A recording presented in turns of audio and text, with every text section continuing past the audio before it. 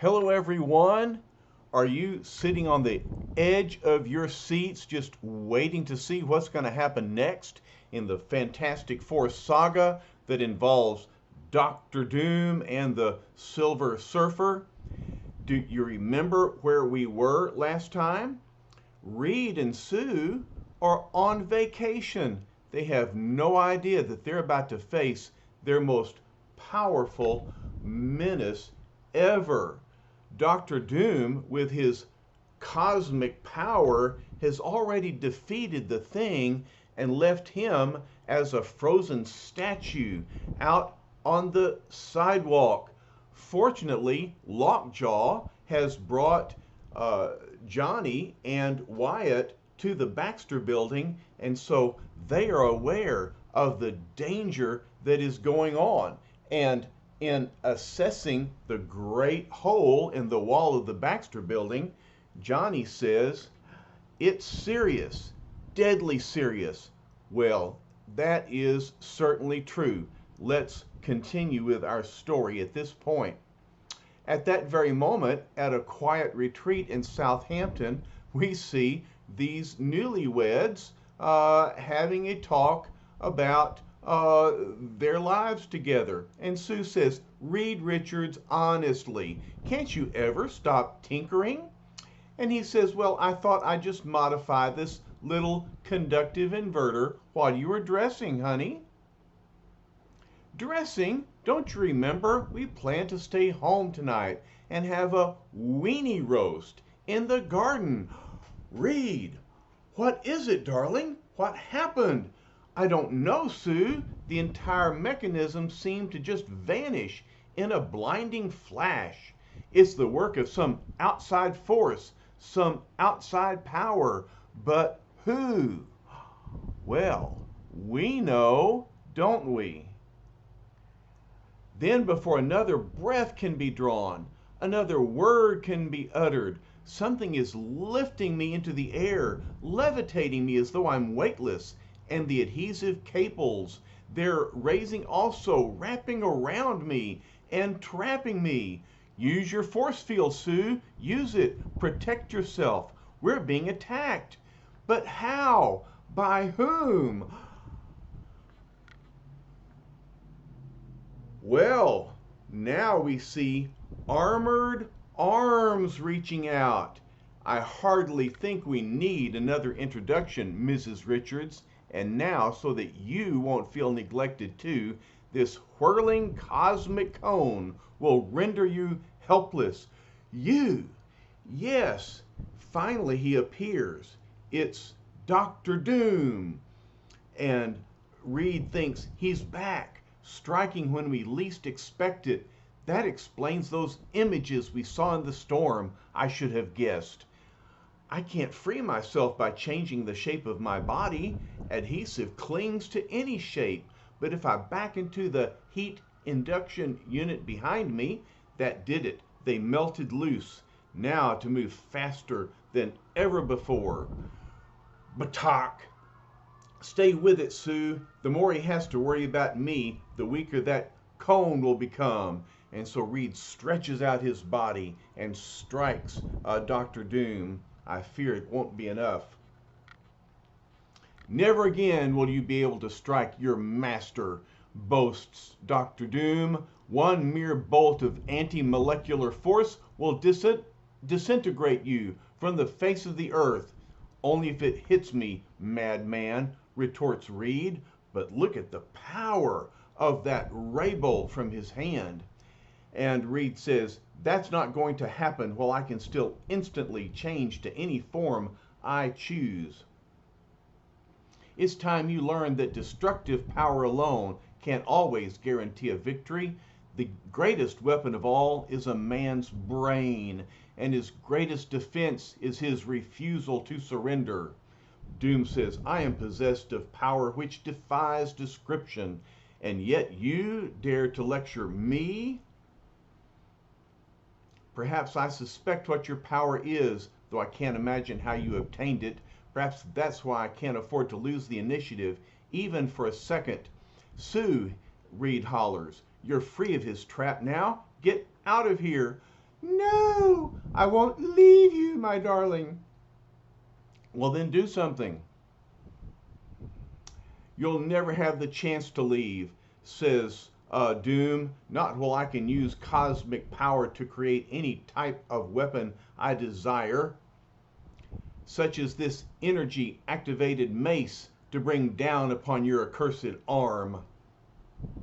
And so Dr. Doom is supreme once more, as he shall ever be, and he strikes Reed, who falls back Arr! in his best pirate imitation.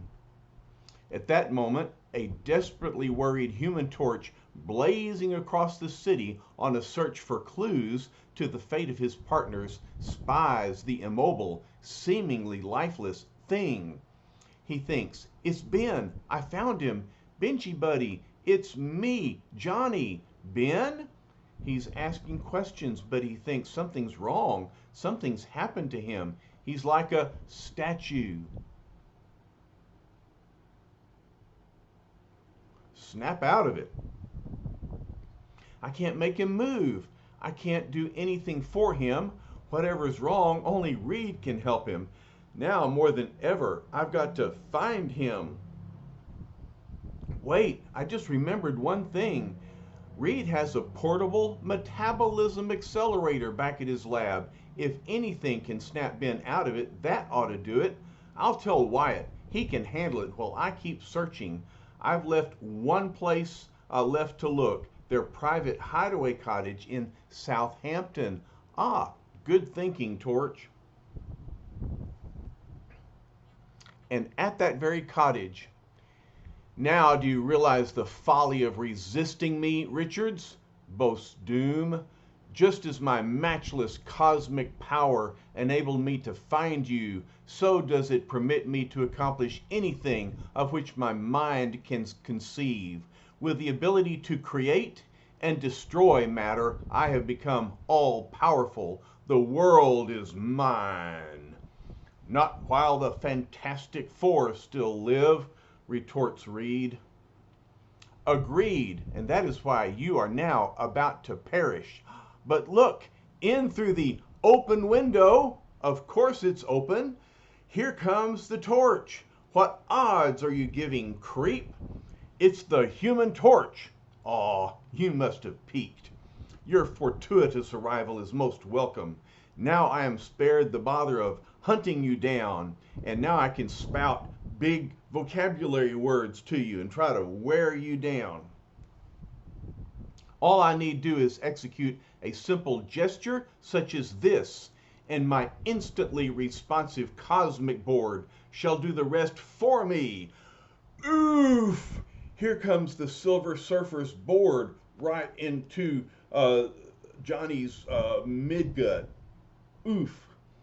It's impossible, he thinks. It's the Silver Surfer's... He can't even get the word out.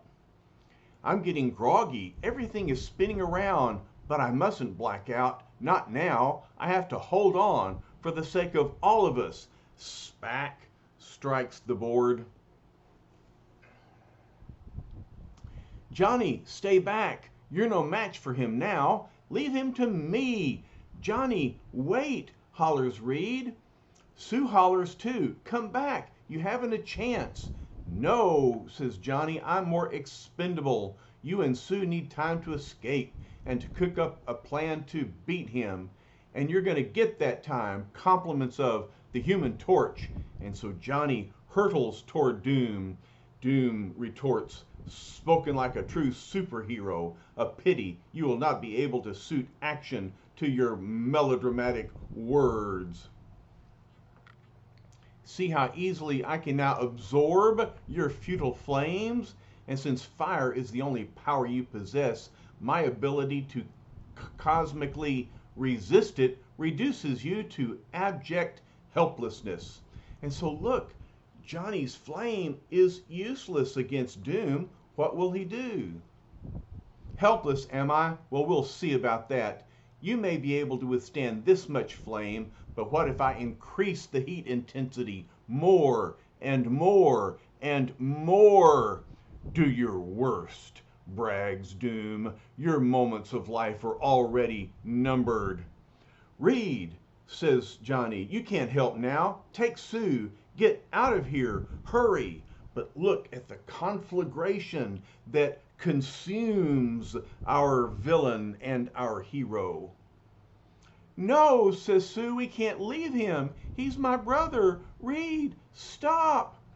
I don't want to do this any more than you do, darling, replies Reed, but the natural gases from his heat are expanding. If we don't escape, we'll be overcome long before doom. The entire house will explode in a matter of seconds. I can't allow you to face that. But what about Johnny? But before Reed Richards can answer his wife's fateful question, he grabs her up in his arms, removes her from the burning building. Boom, it explodes. And he says, hang on, Sue darling, hang on. Sometimes that's all we can do. Meanwhile, back in Central Park, Wyatt Wingfoot finds his objective. He's there just as Johnny said he'd be. And here comes Wyatt with some nutty gizmo. But the thing is still there, frozen in time and space. I don't know what this is all about, Mr. Grimm, but if anything can help you, the torch said that this is it. I'm just supposed to point it at you and then depress levers A and B in that order. So here goes. Zip. Special note to molecule buffs.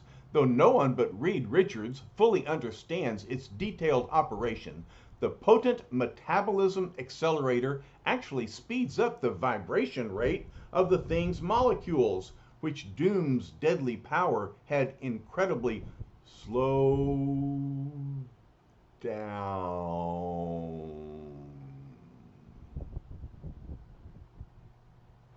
At least that's how Jack described it to us, Scientific Stan. All right, so these vibrations are going to speed up Ben's metabolism. And now he can move. At least he can fall. It worked, thinks Wyatt. It brought him back to life. He's moving, but he's moving the wrong way. Mr. Grimm, hollers Wyatt. What's wrong? Don't worry, kid, replies the thing. Just got to get my bearings now. Muscles all stiff from standing stock still for so long. Well, your papa understands that. I call it arthritis. While back at the smoldering cottage in Southampton once again, we see Doom facing up against the torch. Doom says, now do you realize how useless your puny efforts are? How can your meager flame affect one who possesses the power to survive the awesome extremes of heat and of cold in outer space? Then I guessed right, says Johnny. You do have the power of the Silver Surfer. But how? How did you get it? That cannot matter to you now, answers Doom. Now that you are about to be destroyed. And so Johnny has a big fireball he's about to hurl, knowing that it will have no consequence upon the cosmic powered Doom. In fact, look what Doom does next. Of what use is your blazing body when I am able to create a cosmic drop in temperature, obliterating your flame with a far more potent frost? The famous Human Torch, ha! You are no more than a trapped, terrified teenager, overwhelmed by a force you cannot even comprehend. And look, the Human Torch is now the Iceman. Maybe he can toss some ice bombs at Doom. No, I don't think so. Indeed, says Doom, shorn of your overrated flame, you are virtually beneath my notice. I would no more waste my cosmic power on you than I would use a cannon to slay a flea. Johnny thinks, I'm not beaten yet. One final surge of heat. It's all I need. I've got to do it. I've got to. Whoom! He flames on. Johnny did it, says Reed. He used his last remaining vestige of flame to cause a destructive flare-up. He freed himself. Sue asks, but what does it matter? How long can it last? We're like powerless children to Dr. Doom. Fly away, Johnny, cries Reed. Take cover till your flame returns to full strength.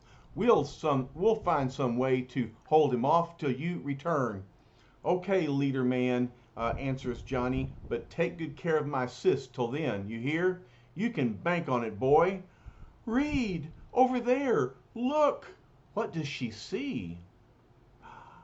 We had a hunch you'd be here. Here comes the Thing and Wyatt. Now just aim your blue-eyed buddy in the direction of Doc Doom, 'cause it's, can you say it with me? Clobbering time. Okay, say it again. Clobbering time. Ben, says Sue, thank heaven you're here. Reed says, Wyatt, you shouldn't have come. It's too dangerous. Well, Wyatt's not afraid of danger. I had to, Mr. Richards. I brought something that may help you. Against the power of doom? What is it, son? It's your new experimental anti-grav disruptor. Nuts to all that scientific junk, says Ben. One haymaker will finish him. Say, where's old Matchhead? Sue answers, he's revitalizing his flame. He'll be back any minute. Stay back, all of you. Wait for Johnny. Look, it's Doom. He's heading this way. I'll stop him. Hold it, Wyatt. It's too dangerous. I'm not afraid, sir. You've all risked your lives for me in the past. No, that's not what I meant, son. Don't squeeze that trigger. Well, he's just a teenager. What is he going to do?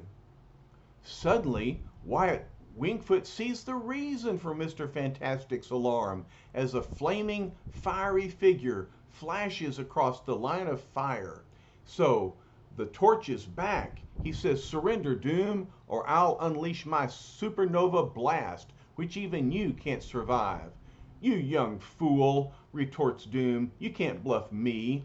Although I am aware of your supernova potential, I am also aware that such a blast would instantly kill half the population of this hemisphere. He's right. And so his bluff is called and he flies off. I don't dare use my supernova blast and he knows it. But what else is there that can beat him? Move, Johnny, hollers Reed. There's no time to lose. Okay, Wyatt, now. Shap. And Wyatt fires the anti-grav disruptor. What will it do against Doom's cosmic power? Krakow! Instantaneously, when the beam from Reed Richards' anti-grav disruptor strikes the area upon which Dr. Doom is standing, the natural force of gravity itself is canceled out within a 100-foot radius as the very rocks from the ground below fly upward in a mad, thunderous upheaval. Without gravity to hold the rocks back, they float away. But when the awesome phenomenon finally subsides, what do they see? Ben says, what a revolting development. Reed admits, it was our last chance, our last hope, but it proved totally worthless. Johnny sees, he's still standing. Sue adds, he's completely unaffected, as though nothing happened. And Wyatt asks the ultimate question, what do we do next, Mr. Richards? I never thought I'd say this, but there's nothing more we can do. With the powers of the Silver Surfer at his disposal, Doom is unbeatable. Reed, cries Sue, you can't mean it. If we give up, then who can stop him? As things now stand, he can't be stopped. Maybe you're giving up, Stretcho, says Ben, but I ain't. We beat that rusty-skinned rat before. and we can do it again. I'm going to plow right into him and peel that crummy off of him with my bare mitts. Don't do it, Ben, says Reed. I'm ordering you to stay back. This is more than a matter of just giving up. He can completely annihilate any given area, any chosen foe, with a mere gesture. We're facing something that no amount of brute force can overcome. And look, there's Doom. He's simply floating in mid-air. He says, a wise speech, Richards, and a fortunate one, for with those few words you have saved the lives of yourself and your defeated companions. I had intended to wipe you from the face of the earth, but now I have conceived a still greater revenge. You, who have never before been vanquished, shall live out the rest of your days in abject hopelessness, never knowing when I shall snuff out your worthless lives as a whim. There can be no greater punishment for you than the knowledge that you are totally helpless. Let this be the final thought I leave you with. So thoroughly defeated are you, so powerless to affect me in any way, that you no longer matter. You are not even important enough for me to destroy. And he leaps upon the silver surfboard. You're letting him go, says Sue. Then he was right. We are defeated. Yes, darling, answers Reed. He was right. But by playing on his inconceivable vanity, I maneuvered him into sparing our lives. And although his power seems to be more than any human force can cope with, we'll never give up. I swear it, Sue. I swear it. And next issue, Doomsday. The Day of Doom. And so this issue concludes with Dr. Doom flying away on the Silver Surfer's board, leaving the Fantastic Four behind with their own thoughts, with their own plans, with their own questions about how can they defeat a cosmic power Doom. Well, this brings us to the end of this issue, but not the end of the story. What's next? Well, look, it's Black Bolt. And so that means that the Inhumans are going to be part of the next story. So we'll have the Fantastic Four, the Inhumans, but we'll also have Dr. Doom. So what a great story awaits for us the next time we gather for a Papa video. All right, I hope you've enjoyed this one. And this story arc is one of the greatest stories ever. And so we'll keep at it until we get to the final conclusion. Thanks for hanging in with me. You know I love you. Talk to you later. Bye-bye.